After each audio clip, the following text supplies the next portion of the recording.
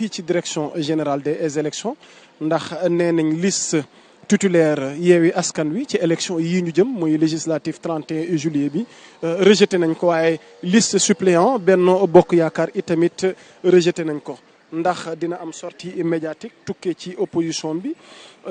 maanaam ci waa Yewwi Askan Wi Déthié Fall lum nu wax daal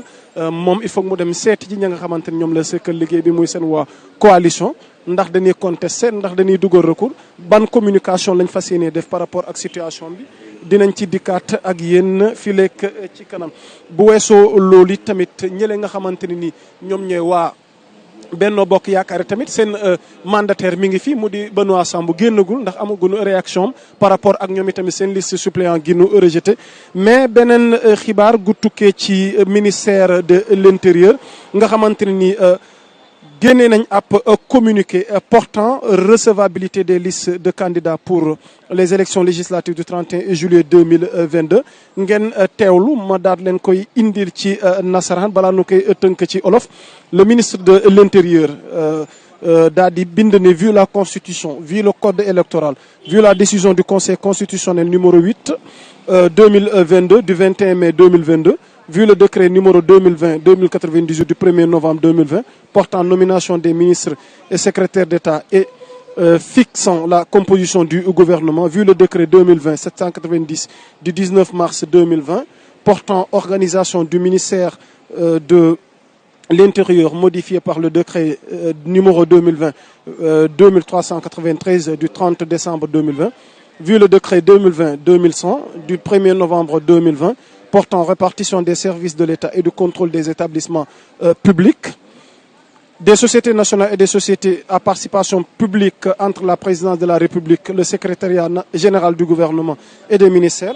vu le décret numéro 2020-2186 du 11 novembre 2020 relatif aux attributions du ministre de l'Intérieur, vu le décret numéro 2022-162 du 3 février 2022 portant fixation de la date des élections législatives, vu le décret numéro 2022-868 du 19 avril 2022 portant convocation du corps électoral pour les élections législatives du 31 juillet 2022, vu le décret numéro 2022-1051 du 3 mai 2022 portant répartition des sièges de députés à élire au scrutin majoritaire départemental pour les élections législatives du 31 juillet 2022, vu l'arrêté numéro 004067 du 3 mars 2022 fixant le montant de la caution pour les élections législatives du 31 juillet 2022 et le nombre de documents de propagande pris en charge par l'État pour chaque liste de candidats, vu l'arrêté numéro 004071 du 3 mars 2022 fixant le nombre d'électeurs requis pour le parrainage d'une liste de candidats, ainsi que le modèle de la fiche de collecte en version papier et électronique en vue des élections législatives du 31 juillet 2022, vu l'arrêté numéro 008528 du 27 avril 2022 fixant les modèles de déclaration d'investiture et de candidature pour les élections législatives du 31 juillet 2022, vu l'arrêté numéro 009267 du 29 avril 2022 fixant l'institution, l'organisation et le fonctionnement de la commission de réception des dossiers de déclaration de candidature pour les élections législatives du 31 juillet 2022, vu le rapport final de la commission de réception des dossiers de déclaration de candidature pour les élections législatives du 31 juillet 2022, l'arrêté, article 1er, n'est pas recevable la liste des suppléants au scrutin proportionnel présentée par la coalition Benno Bokk Yaakaar pour non-respect des dispositions des articles 149, alinéa 6 et article 178, alinéa 2 du Code électoral relatif à la parité. N'est pas aussi recevable la liste des titulaires au scrutin proportionnel présentée par la coalition Yewwi Askan Wi pour non-respect des articles 178 alinéa 1 et article 179 alinéa 2 du code électoral. kon article 2 bi ci arrêté bi nga xamante ni tukkee na ci ministère de l'intérieur ni nu ko ubbee woon sànq ci xibaar gi fi tukkee ci yooyu liste yi ñu rejeté. Article 2 bi hormis les cas d'irrecevabilité déclarés à l'article 1er sont recevables pour les élections législatives du 31 juillet 2022, les listes de candidats annexées au présent arrêté et présentées par les coalitions de partis politiques légalement constituées. Donc ces coalitions de partis politiques légalement constituées, numéro d'ordre, numéro 1, la coalition Bokk Gis Gis Liggéey, la coalition Natangué Askan Wi, la coalition alternative pour une assemblée de rupture Aar Sénégal, la coalition Benno Bokk Yaakaar,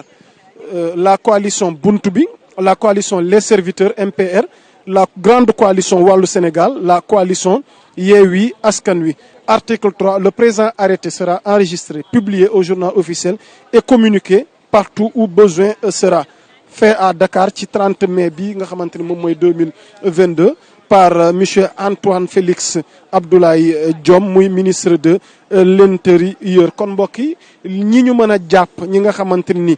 bu weesoo cas d'irrecevabilité bi déclaré nañ leen ci article 1er nanu ko leerale ci constitution bi ak nanu ko leerale ci code électoral bi ak nanu ko leerale fii ci saytu direction générale des élections. nee nañ recevable na pour 31 juillet gi ñu jëm ñi nga xamante ni seen liste recevable na les listes de candidats yi nga xamante ni moom laay bëgg a lim ni te mu wax ko ci kàllaamay nasaraan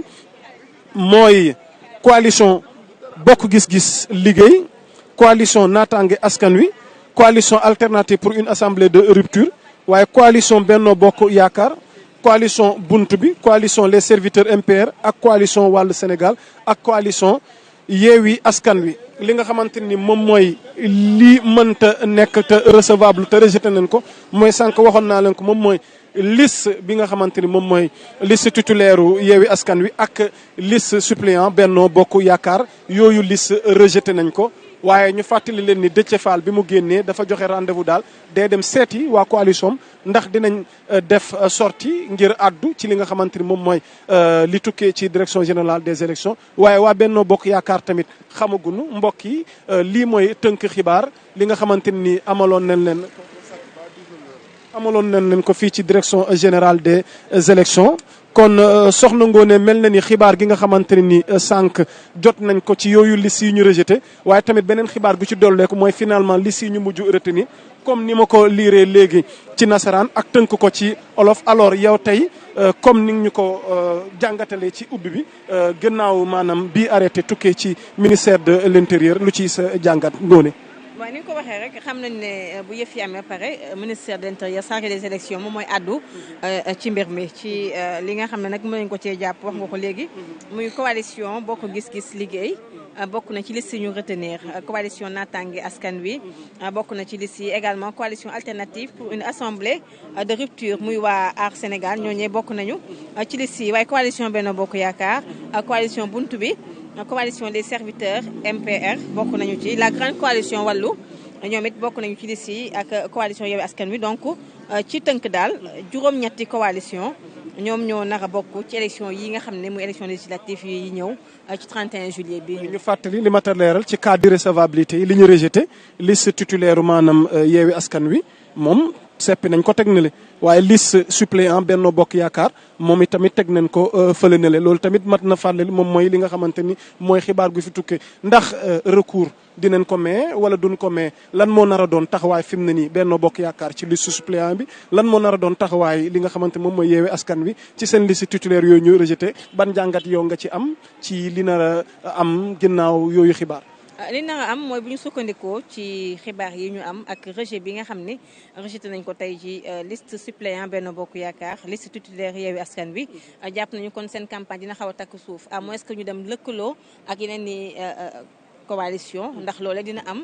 ñoom ñoo koy décidé ndax ndogal boobu jógee fii ci direction générale des élections tënkuwaat na ci arrêté bi nga xam ne moom mooy jógee ci le ministre chargé des élections di Antoine Félix Diome nga xam ne moom mooy ministre de l'intérieur lii nga xam ne bataaxal bi leen waxal fii léegi ñëwaat na ci rejet boobu ñu rejeté ñaari liste coalition yooyu muy Yewwi Askan Wi ak Benno Bokk Yaakaar léegi nag toog déglu ban mooy nekk seen stratégie lan mooy nekk seen plan d'action lan la ñu nar a waxtaane nan la ñu nar a demee ci élection yi ñoom la ñu toog daal di leen déglu ngir ñoom it ñu daal di ciy àddu. Ngoné ñu ngi lay jaajëfal vraiment ci disponibilité bi ak ci kàddu yi nga leeral muy sunu jigéen di sunu consoeur nekk fële na la ca Dakar Buzz mbokk yi la ma leen jàngatal sànq ci mbir mi ak it li nga xamante ni moom la ministre de l'intérieur daa dee addu ci communiqué bi nga xamante ni liiral nañ leen ko gannaaw yooyu arrêté tukkee ci ay articles yoo xam ne sukkandiku nañ ko ci code électoral kon ñi nga xamante ni ñoom ñoo war a participer ci élection yi waaye ñu fàttali leen ni liste suppléant Benno Bokk Yaakaar dañ koy rejeté waaye liste bi nga xamante ni mooy titulaire u Yewwi Askan Wi tamit dañ ko rejeté bu weesoo loolu mbokk yi ma dikkaat ak yéen liiralaatal leen ko tënkaat leen ko yéen ñi doog a dabe ci direct Seneweb TV fii ci direction générale des élections.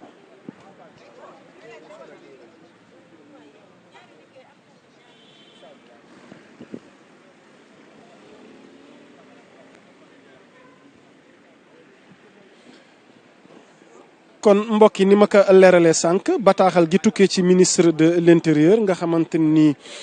daal di ne naa addu ci xibaar yi nga xamante ni jot na fi am direction générale des élections ba ñoom ñu tënk ko ci communiqué ngir daal ci indi ay leeral ci article premier arrêté bi nga xamante ni moo fa tukkee ndax wax nañ ni maanaam recevableul li nga xamante ni moom mooy liste suppléant scrutin proportionnel bi Benno Bokk Yaakaar daa de présenté waaye tamit rejeté nañ li nga xamante ni moom mooy liste titulaire au scrutin proportionnel bi nga xamante ni moom la Yewwi Askan Wi li tax mooy que ni Yewwi Askan Wi respecté wuñu disposition yi nga xamante ni moom lañ jël ci article 178 alinéa 1 ak article 179 alinéa 2 waaye li nga xamante ni moom mooy liste Benno Bokk Yaakaar ñoom ñàkk respecté lii di maanaam disposition li jëm ci wàllu parité bi article maanaam 149 ci alinéa 6 ak article 178 ci alinéa 2 waaye bu weesoo loolu nee nañ ci article 2 ba li nga xamante ni moom mooy ñi ñu jàpp